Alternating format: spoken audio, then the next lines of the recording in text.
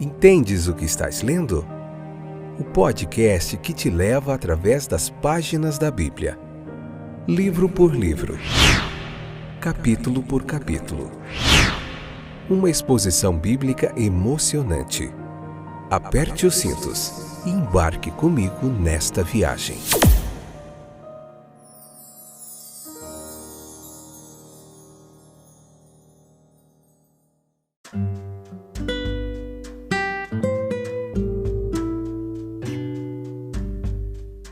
Ouvintes, obrigado pela sua audiência e pela sua paciência. Nós estamos de volta. Eu sou o Fábio, tenho me dedicado há mais de 20 anos ao estudo bíblico e hoje eu quero compartilhar com vocês Lucas capítulo 18, a parte 2ª, episódio número 329, essa que é a 4ª temporada. Eu tô com a voz muito cansada hoje, eu vou tentar concluir aqui o episódio, que Deus me ajude. Uma voz bem ruim e nós temos muitos ouvintes aí, espero que você esteja bem, você que está chegando pela primeira vez, seja muito bem-vindo, você que já nos acompanha, nós temos pessoas que nos acompanham muito, 16% de toda a nossa audiência está concentrada, espalhada por vários estados e cidades americanas. Na histórica cidade estado do Alabama, nós temos ouvintes lá em Birmingham, em Odenville, em Decatur, não sei se a pronúncia está correta essas cidades, são cidades desconhecidas aqui para mim os nomes, Moronville, Selma, Montgomery e Dothan, né? São cidades onde nós temos bastantes ouvintes aí. Birmingham é onde nós temos mais ouvintes aí na cidade do Alabama, estou muito contente com isso, meu abraço para vocês e para os outros ouvintes. Nós estamos sempre falando algumas cidades aqui, nós estamos em 14 países, várias cidades, mais de 5 continentes, onde tem chegado esse podcast, tem sido uma bênção, graças a Deus. Então vamos lá, vamos comentar hoje bastante sobre o fariseu publicano, nós estamos falando muito sobre isso nesse capítulo 18, então vamos lá, não sai daí, leia o capítulo 18 e vem para cá, convida mais gente, se você está gostando, espalhe esse podcast, entre em contato conosco. Nosso objetivo aqui é compartilhar a palavra de Deus com vocês de uma forma expositiva, fidelidade ao texto é o nosso objetivo, sem muita lorota, que a gente vê por aí, muita conversa fiada, e não é esse nosso objetivo aqui. Vamos lá. Então, a cena indicada pelas frases iniciais de Nosso Senhor, ela é facilmente percebida aqui, do versículo 9 ao 14. Nós prontamente imaginamos em nossas mentes o lugar e as duas pessoas em que estamos interessados, o altivo fariseu e o humilde publicano. Nós prontamente imaginamos seu comportamento ao entrar, sua postura ao orar, sua recepção ao passar pelos pátios do templo, indo e voltando, mas perguntamos como e por que o fariseu foi rejeitado e o publicano foi aceito. Em vários aspectos, os dois homens estavam no mesmo terreno. Ambos estavam livres da mancha da idolatria e adoravam a Deus, perceba. Ambos apreciaram o privilégio da oração. Ambos chegaram ao mesmo prédio e, usando a mesma invocação, cada um expressou o pensamento mais importante que havia em sua mente. Em alguns aspectos, o fariseu parecia estar em vantagem, olha só. Primeiro, ele tinha o respeito do público, o público bom e temente a Deus, das pessoas respeitáveis de sua época. Segundo, ele viveu a vida mais digna em todas as relações sociais e políticas. Terceiro, ele era o mais religioso dos dois, no sentido de que seu hábito de vida era devoto e caridoso, enquanto o do publicano era ímpio e avarento. Os termos das suas respectivas orações não são decisivos de sua aceitação aos olhos de Deus, não. Um escritor moderno, ele representa esses dois homens subindo novamente ao templo, mas dessa vez o fariseu adotando a forma de palavras do publicano na esperança de aceitação e é novamente rejeitado. enquanto o publicano, dando graças a Deus por sua reconciliação e renovação, é novamente aceito. Por que isso? Por vezes, lágrimas e às vezes agradecimentos, mas só a verdade pode agradar. Como então, meus queridos, nós explicamos o fato de que este homem, ele desceu justificado para sua casa e não o fariseu. O fariseu pensava que ele era tudo que Deus desejava que ele fosse e estava miseravelmente errado em toda a sua estimativa. Ele estava contando que Deus se importava principalmente, se não exclusivamente, com o exterior na religião, na sua religiosidade. Que seu favor era garantido por cerimônias, por decoros, por pontualidades, por declarações de formas prescritas. Mas ele falhou.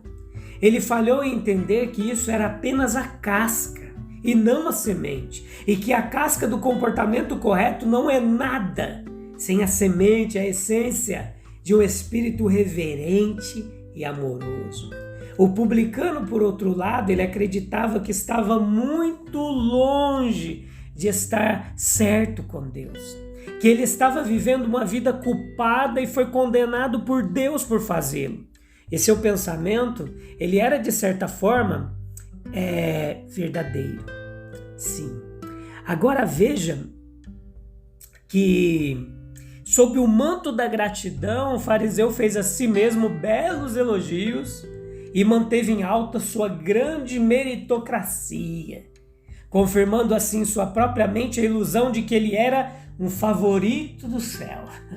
O outro, movido por um profundo sentimento de indignidade pessoal, ele confessou honestamente o seu pecado e buscou a misericórdia que sabia que precisava. Veja que fantástico. Deus, ele odeia os orgulhosos, ele abomina e honra os de corações humildes. Está na sua essência, na sua santidade. Ele não pode aceitar alguém altivo de coração. Pode-se dizer que o Antigo e o Novo Testamento estão cheios dessa verdade. Deus disse e ele repetiu, ele declarou mais clara e enfaticamente que o orgulho é odioso e imperdoável aos seus olhos, mas essa humildade, ela viverá diante dele. E aqui está uma mensagem de advertência solene. Uma mensagem que diz respeito àqueles que são descendentes espirituais daquele fariseu, que estão satisfeitos com sua condição espiritual, mas não têm o direito de ser, que edificam a esperança do seu coração nas coisas externas, mas nas quais não habita o amor de Deus. Mas aqui também está uma mensagem de encorajamento gracioso, que diz respeito àqueles que estão sobrecarregados com o sentimento de culpa e não precisam permanecer assim. O caminho da misericórdia, ele está aberto a toda alma arrependida. Jesus Cristo é a propiciação pelos pecados de todo o mundo. E a graça de Deus nele é muito mais do que suficiente para todo o coração culpado. Nele temos o perdão, nele temos paz, esperança, alegria e a vida eterna, segundo suas promessas. O versículo 15 ao 16 nos apresenta como Jesus ele se relacionava com as crianças. Um sermão para as crianças, esse versículo 15 e 16. Uma cena familiar e atraente, bem concebida quanto bem descrita. Ela contém lições preciosas.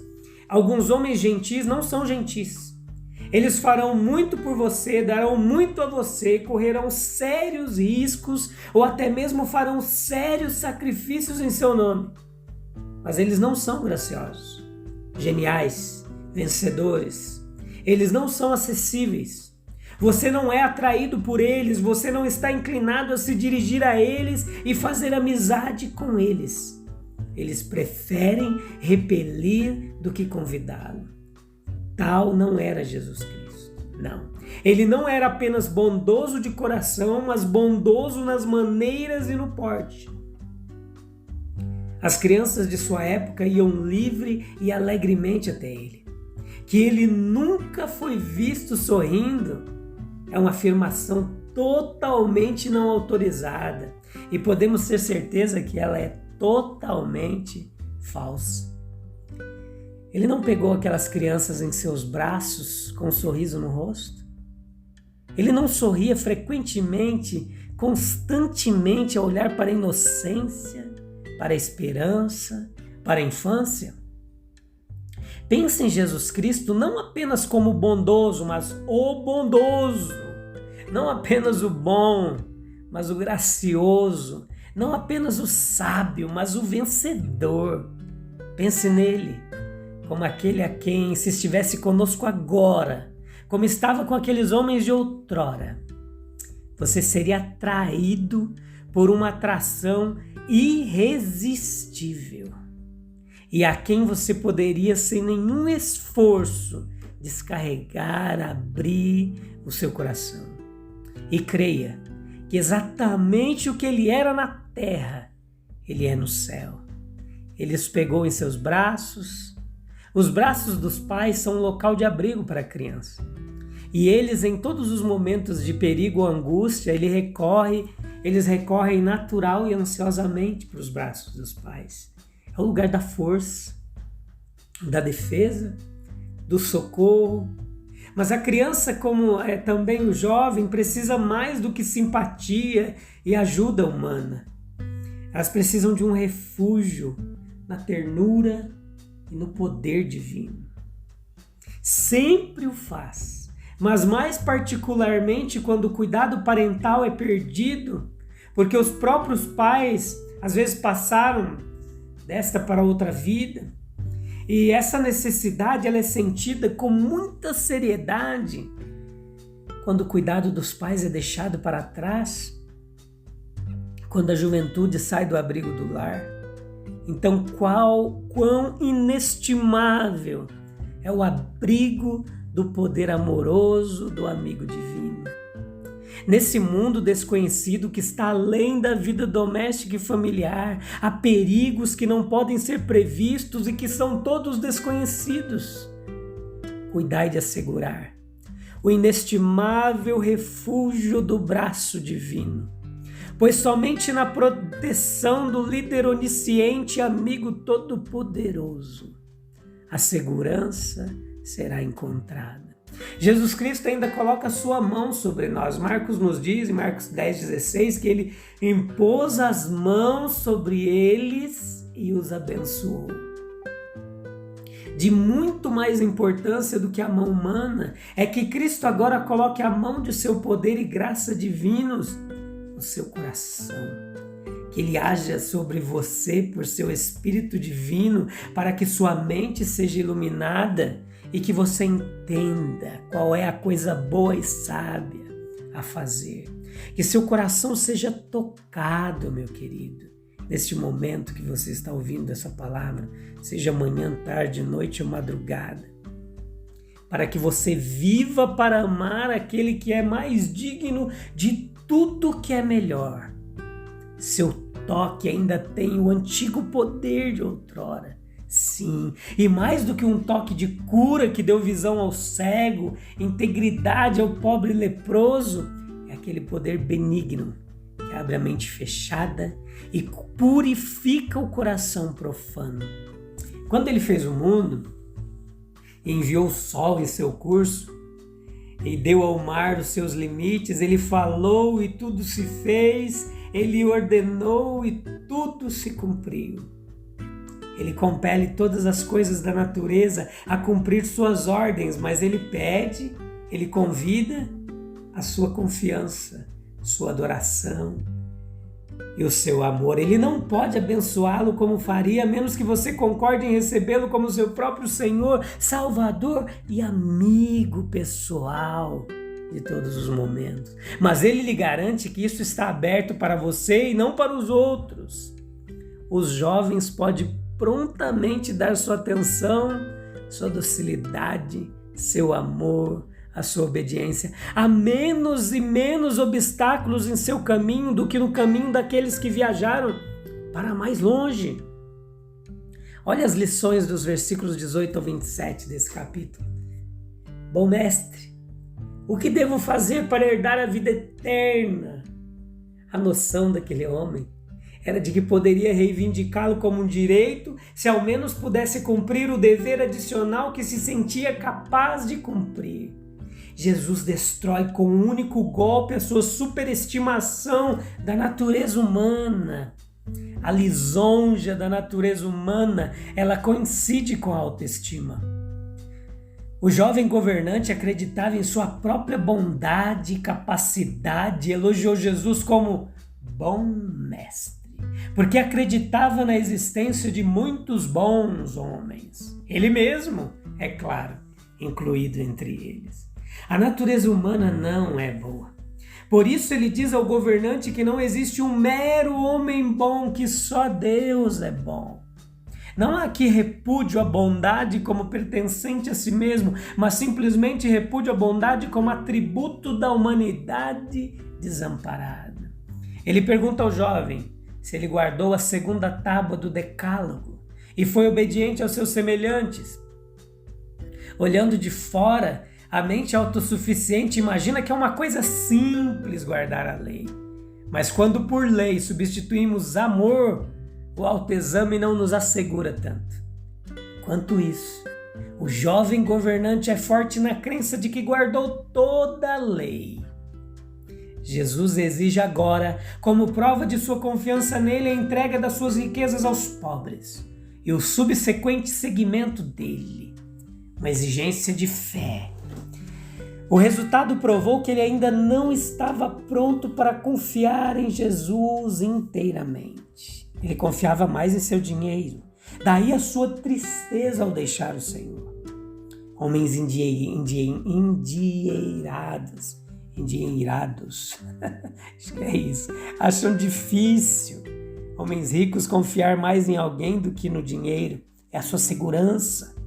Homens pobres têm uma chance. Eles têm tão pouco que não ousam confiar nele, mas somente em Deus. Mas o rico é tentado a confiar nas riquezas incertas e deixar Deus fora da conta. Mas por essa mesma razão, Deus magnifica sua graça ao salvar alguns homens ricos. Ao salvar alguns, apesar de toda a tentação de confiar em sua abundância. Por exemplo, um cristão rico, porém verdadeiro, é uma esplêndida ilustração da graça de Deus. Ele vê através de suas riquezas e as proíbe de se colocarem entre sua alma e o seu Salvador. Tá bom, meus queridos? A gente volta no próximo episódio, onde continuaremos capítulo 18, a parte 3. Tem muita coisa legal para a gente continuar cavando neste texto e tirando tesouros preciosos da palavra de Deus. A gente se vê lá no próximo episódio, em breve. Deus abençoe. Tchau, tchau.